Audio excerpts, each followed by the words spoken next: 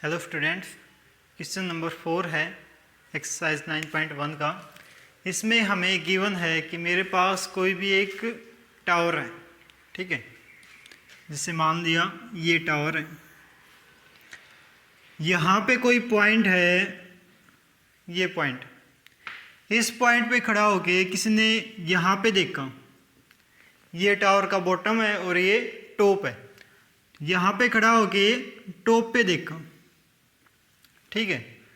तो angle of elevation बना। Angle of elevation का मतलब नीचे खड़ा होकर जब ऊपर देखते हैं तो एंगल ऑफ एलिवेशन होता है, ठीक है। यहाँ से यहाँ के बीच का जो डिस्टेंस है ये 30 दे रखा है और जो एंगल है वो भी 30 डिग्री का बना है, ठीक है। तो हमें हाइट निकालनी है किसकी? टावर की। अब ये ट्रायंगल फॉर्म होगी, इसको नाम दे दिया ABC। इसने दे रखा है जो फुट ऑफ परपेंडिकुलर टावर है, जो टावर है उसके फुट कौन से होंगे? ये वाले होंगे। जो नीचे वाला हिस्सा होता है, बॉटम हिस्सा, उसको फुट ऑफ टावर बोलते हैं, ठीक है। तो यहाँ से और यहाँ के बीच का डिस्टेंस दे रखा है 30 मीटर। तो हमें टावर की हाइट निकालनी है। तो हम लेंगे इन ट्रायंगल ABC जो गिवन है और जो निकालनी है, उन दोनों को लेते हैं। ये गिवन है, ये निकालनी है, तो ये हो जाएगा AB अपॉन में BC। ये परपेंडिकुलर है, ये बेस है। परपेंडिकुलर अपॉन में बेस क्या होता है? 10। थीटा की वैल्यू कितनी दे रखी है? 30। AB की वैल्यू निकालनी है, B से C 30 है और 10 30 कितना होता है? 1 अपॉन में √3। तो ये डिवाइड में है, उस साइड में जाके मल्टीप्लाई में हो जाएगा। AB की वैल्यू आ गई 30 अपॉन में √3। इसका रैशनलाइज किया तो ये हो गया 30 √3 अपॉन में, इन दोनों की प्रोडक्ट हुई तो ये आ गया 3। इससे ये कैंसिल आउट हो गया। तो AB की वैल्यू आ गई मेरे पास कुल मिला के 10 √3। वैसे ये निकालना था मुझे। AB क्या है? हाइट ऑफ टावर है। तो हाइट ऑफ टावर कितनी हो गई? हाइट ऑफ टावर ये आ गई मेरे पास 10 √3 मीटर। इतनी हाइट हो जाएगी उसकी, ठीक है। क्वेश्चन नंबर 5 है स्टूडेंट्स। क्वेश्चन नंबर 5 में क्या है कि हमारे पास एक काइट है। काइट को हम किसी एक जगह पे खड़े होकर उड़ाते हैं, ठीक है। जैसे मान लिया कि ये पॉइंट है, ठीक है।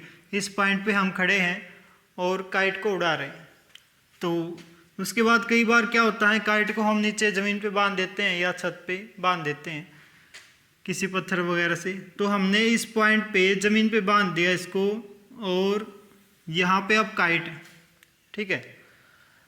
यहाँ पे जब ये काइट है तो ये हमारी ज़मीन है। इससे अब इसकी हाइट जो है ये वाली, ये 60 मीटर है, ठीक है। परपेंडिकुलर जब हमने डाला, परपेंडिकुलर ही क्या होता है? शॉर्टेस्ट डिस्टेंस होता है, इसलिए हम परपेंडिकुलर डालेंगे। तो ये जो हाइट आ गई ये कितनी दे रखी है? 60 मीटर। ट्रायंगल बन गई है, इसका नाम दे दिया हमने ABC। ये जो एंगल है ये 60 डिग्री का है, ठीक है। तो हमें निकालनी है, एज्यूम करना है हमें कि ये जो स्ट्रिंग है काइट की वो बिल्कुल टाइट है, उसमें कोई लूजनेस नहीं है। तो ये जो स्ट्रिंग है कितनी लेंथ होगी इसकी? ये लेंथ निकालनी है, ठीक है। तो लेंथ ऑफ स्ट्रिंग निकालनी है। तो ट्रायंगल की जब हम बात करें तो ये गिवन है और ये निकालनी है, तो इन दोनों का यूज करेंगे। ये परपेंडिकुलर है और ये हाइपोटेन्यूस है। ये परपेंडिकुलर और ये हाइपोटेन्यूस। तो in triangle ABC AB upon में AC which is equal to sine theta, theta की वैल्यू 60 है। तो AB कितना दे रखा मुझे? 60। AC फाइंड करना है। साइन 60 कितना होता है? √3 अपॉन में 2, ठीक है। इसका रेसिप्रोकल किया तो ए सी अपॉन में 60 which is equal to 2 upon में √3, क्योंकि हमें तो ए सी की वैल्यू निकालनी है। अब ये डिवाइड में है तो उस साइड में जाके मल्टीप्लाई में हो जाएगा। ए सी कितना हो जाएगा 2 इंटू में 60 अपॉन में √3, लेकिन √3 तो डिवाइड में आ ही नहीं सकता, तो इसका रैशनलाइज करेंगे √3 अपॉन में √3, और ये किसके इक्वल हो जाएगा 2 इंटू 60 120 √3, इन दोनों की प्रोडक्ट करेंगे तो कितना हो गया 3, और 3 से ये कैंसिल आउट हो जाएगा 40, तो कितनी आ गई वैल्यू 40 √3, ये आ गई। किसकी लेंथ आ गई, ये स्ट्रिंग की लेंथ आ गई। ये लेंथ कितनी आ गई 40 √3 आ गई। हमें इसमें यही फाइंड करना था।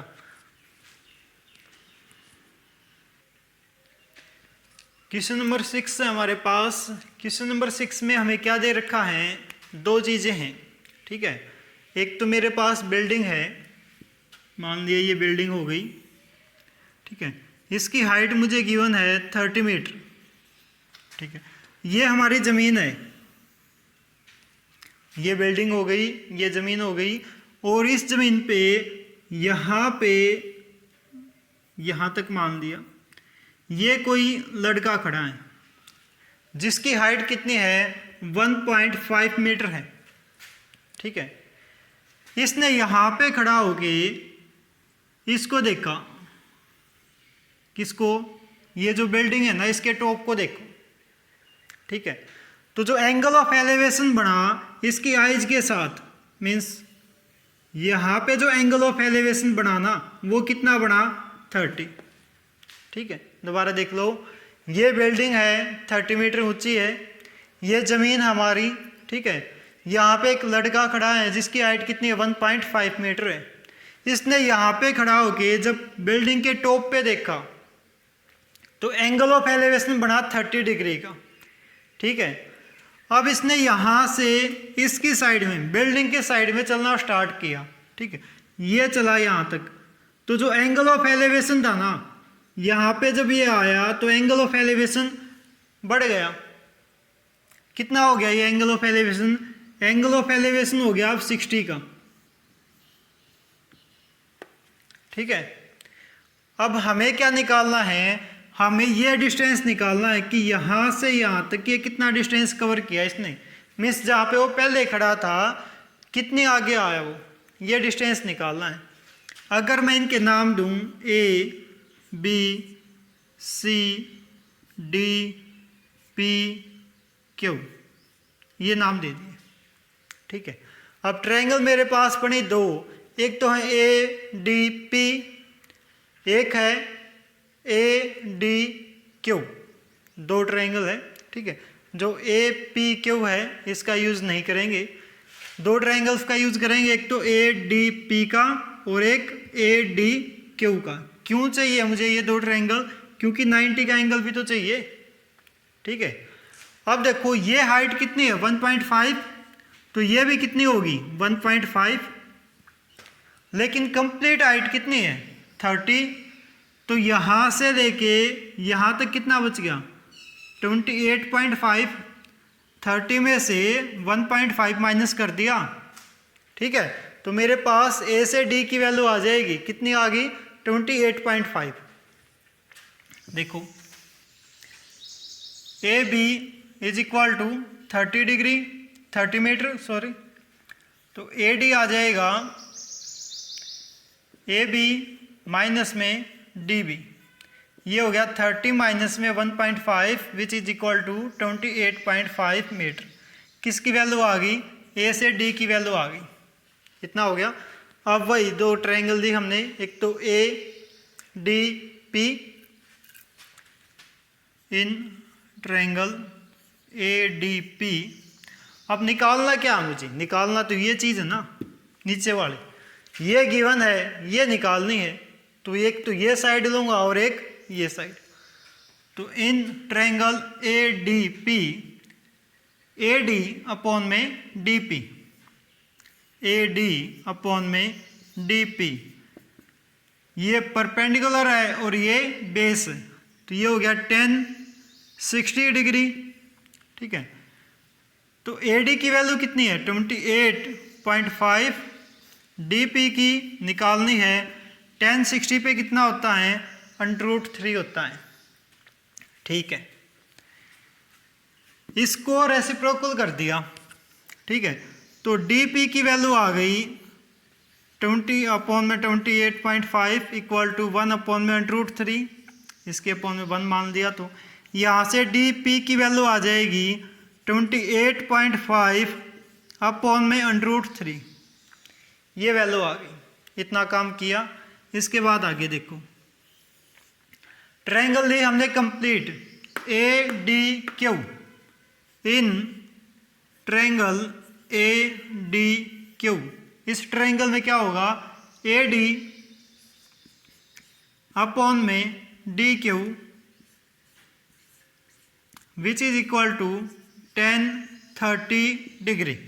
ठीक है, AD की वैल्यू तो सेम है 28.5, DQ हमें निकालनी है।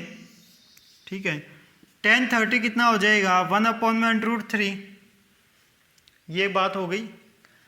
इसको रेसिप्रोकल कर दिया तो ये आ गया DQ अपॉन में 28.5 इक्वल टू √3, ये डिवाइड में है तो उस साइड में जाके मल्टीप्लाई में हो गई।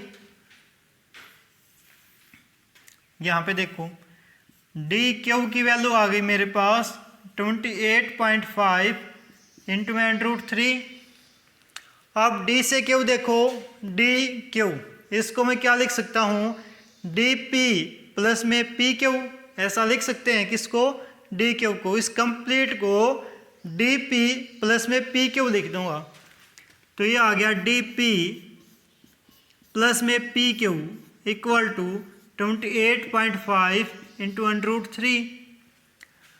अब मुझे तो PQ निकालनी है, तो DP उस साइड में जाके माइनस का हो जाएगा, तो PQ is equal to 28.5 into √3 minus में DP, और DP की वैल्यू यहाँ पे आई है कितनी है 28.5 अपॉन में √3, ये वैल्यू यहाँ पे पुट कर दी, तो ये हो गया 28.5 √3 माइनस में 28.5 अपॉन में √3, ये किसकी वैल्यू आ जाएगी PQ की वैल्यू आ जाएगी। यहाँ तक कोई दिक्कत? ठीक है, इसके बाद यहाँ पे सोल्व करेंगे इसको।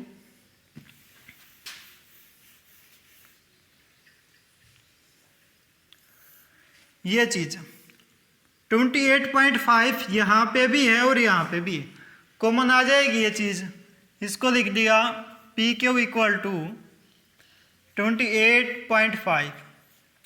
अब यहाँ पे बच गया √3 माइनस में बच गया 1 अपॉन में √3, दोनों का एलसीएम कितना आ जाएगा √3, ये हो गया 28.5 √3 एलसीएम आ गया, तो मेरे पास इन दोनों की मल्टीप्लाई हो गया 3 माइनस में 1, 3 माइनस 1 कितना हो गया 2, तो यह आ गया 28.5 इंटू में 2 अपॉन में √3, लेकिन डिवाइड में तो √3 आना ही नहीं चाहिए, तो हम क्या करेंगे √3 से मल्टीप्लाई √3 से डिवाइड, मीन्स रैशनलाइज कर दिया इसका।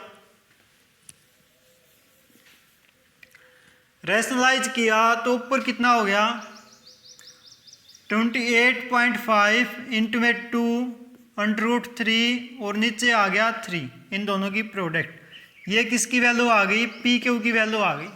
ठीक है, इसके बाद देखो कितने हो गए 8 और 2 10 और 5 15, मीन्स 3 से डिवाइड हो जाएगा कंप्लीट, 3 से डिवाइड कर दिया, 3 9 जा 27। ठीक है, 1 बच गया, तो 3 5 जा 15 95 हो गया। दोनों ही प्रोडक्ट की 2 की 9.5 के साथ प्रोडक्ट की 9.5 इंटू में 2, 2 5 जा 10, 2 9 जा 18 और 1 कितने हो गए 19, तो 9.5 की 2 के साथ प्रोडक्ट करें, कितना आ रहा है 19। तो मेरे पास पी क्यू कितना आ गया 19√3, और ये हमारा आंसर हो गया। हमें क्या निकालना था, पी से क्यू का डिस्टेंस निकालना था, वो हमारे पास आ गया है।